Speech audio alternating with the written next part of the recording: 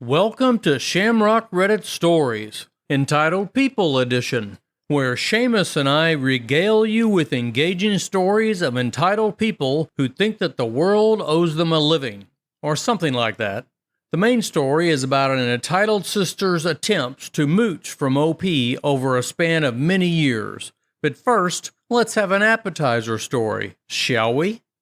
This one is from Lake_City-Joy, and it's called Scaring Gripey Sister for My Boy. So, the boys and I were gaming one night. We were raging, talking, scheming, the usual. Then the topic about family came up, and one of my mates mentioned how he has a really crappy sister. I'm going to name him Noah, because for some reason he has an obsession with boats. And I'll name his sister, Rachel. She looks like a Rachel. Anyway, while we were gaming, Noah mentioned how his older sister is always on drugs. She's always forcing him to do what she wants, and she's absolutely crappy with technology. She doesn't know the difference between a gigabyte and a megabyte. She's also very spoiled, and their parents often side with her even if she's wrong. So yeah, what a great sister to have. Although she's dumb AF, she has the good looks, so we all agreed she'll somewhat survive in our modern world. Then Noah and I got onto the topic about our favorite card game. The others were sick of us going on about the card game, and it was late for them, so they left the call, and it's just me and Noah on the call. He turned on his camera to show off his shiny exclusive cards, which I'm extremely jealous about, and I ran around my room searching for my rare cards. When I was about to turn on my camera to show my cards, I heard a BAM! It shook me. Then suddenly, I hear a frickin' banshee screaming at the top of her lungs, announcing the arrival of Rachel. Dun dun dun. Rachel came in like a frickin' bull and basically trashed his room, chucked his books and figurines at him, and screamed while crying that it was Noah's fault her boyfriend left her for another girl named Sarah. I'm pretty sure she was on drugs. She was also crying and kept throwing a tantrum. So these are some of the words I picked up from the call because his internet is crap sometimes. The words don't go through properly. Rachel: "You're such a frickin' fatty, I hate you. Go blank blank blank. You blank blank blank. You're so ugly and no one loves you." The rest is pretty much the same except a little more extreme, and I don't want to get reported for repeating those words. So Noah dashed out of the room for his own safety and locked his door, because his door can be locked on the outside. All I can hear from there were lots of banging against the door and high-pitched screams. I was angry that this terrible person was acting like a bloody toddler, even though she's an adult, so I decided to mess with her. I tend to alter my voice to scare my friends during games, especially when I am chasing them using voice-changing programs. I was on loudspeaker, and making my voice as low as possible, I yelled, me: "Shut up!" Rachel: "What the frick was that?" Me: "Shut up, terrible person." Rachel looked around, really confused, and I could hear some shuffling sound, so I'm assuming she's looking around. I then changed my voice to sound more ghostly-like. Me: "You're a skank! Frick off!" Rachel: "What the frick is going on?" Me: "Leave Noah alone, you hoe! You're abusive! Hell is waiting for you!" Rachel: "Oh my god, oh my god, oh my god!" So then I saw her arm on the camera, and all I hear is clicks of the mouse and then a sigh of relief. She thought the sound was coming from his PC, so she muted it. Unfortunately for her, I'm on his phone, on his desk near the monitor. Still in a ghostly voice, I said, "You effed up, you B-word. I'm gonna come for you." Rachel: "Crap!" I then hear her cries for help, and finally I hear the sound of the door opening, and Rachel ran out screaming in absolute terror. For the next 10 minutes it was quiet, and all I can see was his crusty ceiling and a spider web in the corner. Finally Noah came back looking confused as heck. Noah, did you do something? Me, still ghostly. Whatever do you mean? Afterwards, I watched Noah slowly and sadly clean his room while I was explaining what I did, and I hear and watched him make the ugliest laugh I've ever heard and seen during the 3 years I've gotten to know him. It's been about a month since this incident, and Noah said that his sister hasn't been forcing herself into his room at all, but she's still a B-word. He seems happier now that she doesn't force herself into his room, but I wish I could do more to help him. I'll do what I can for my boy. It seems like OP put the fear of God into his boy's entitled sister.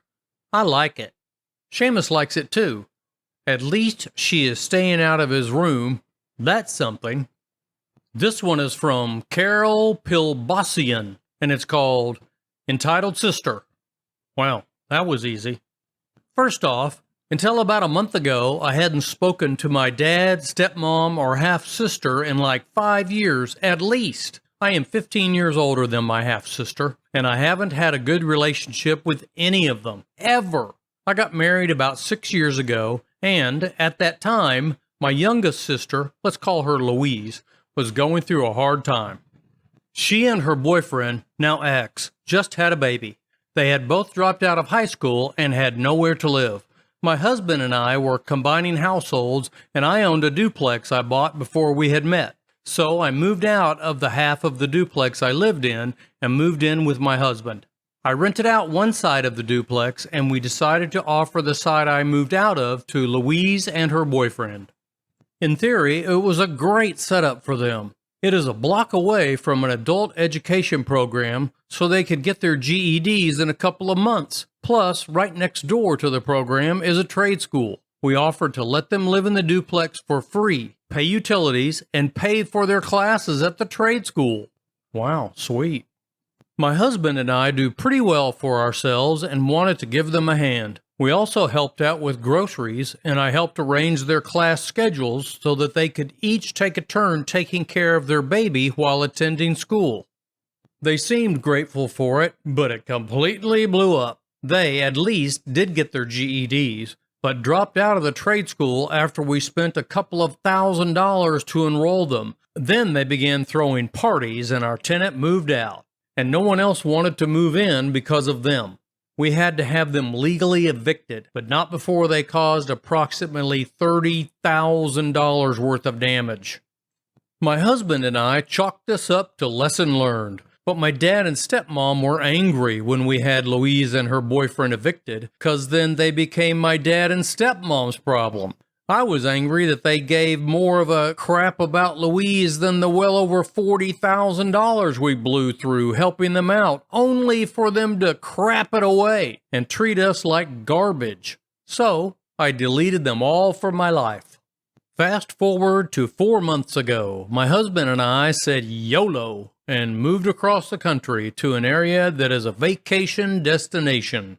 We've had some family members visit us a couple of times and post on social media about how much fun they had while visiting and all that. Well, cue Louise reaching out. She apologized for what went down 5 years ago and largely blamed her ex for most of it. Fine, whatever. I can play nice. I accepted her apology and allowed her to follow me on Instagram. She has since been kissing my butt and gushing over pictures of my baby, my home, and whatever else she can. I knew darn well what was coming. Yesterday, she posted a screenshot of an airline reservation for the airport closest to me and this long paragraph on how we have reunited after 5 years of not talking, and she and her best friend are going to fly out and see me so we can spend some sister time together. I never frickin' invited her, nor do I want her or her friend in my house. I called her and asked her about it to verify that she was planning on staying with us and also to dash her hopes. She said, "Surprise! I thought we could visit the Disney parks and Universal for a few days and then the beach. You're good with driving us, right? I don't know if we will have money for a rental car." I said, "Where are you planning on staying?" There was this long pause and she said, "With you." I replied, If you had spoken to me first, you would have known that we are going to be out of town that week for my husband's brother's wedding. Plus, I know how you feel about the vax, and we aren't letting people stay with us who aren't getting the vax. There are plenty of good hotels around here, so you should look into that. She started screaming into the phone, but I just hung up. Now, my dad and stepmom are calling and leaving messages griping at me for letting Louise and her dumb butt friends spend all that money on plane tickets only to not let them come. One message says that I should just let them stay at my house while we are gone and also leave one of our cars for them to use. Since we won't be there anyway, what's the harm? Anyway, not gonna happen. Their phone calls are now all blocked. Re-deleted all those people from my life, and nothing of value is being lost once again. Seamus has asked me to tell you to stay strong, OP. You have done enough for this ungrateful half-sister. We are with you. Well, you made it all the way to the end of the video, folks. We're assuming that means that we have entertained you, at least somewhat. If this is so, why don't you take the time to hit those like, subscribe, and notification buttons? We don't think that anyone has died yet from doing so. Although, we are sure that many YouTube channels have died from the lack of subscribers. It's a small effort that may mean a world of difference to us. Seamus and I are counting on you, but no pressure. Until next time, folks.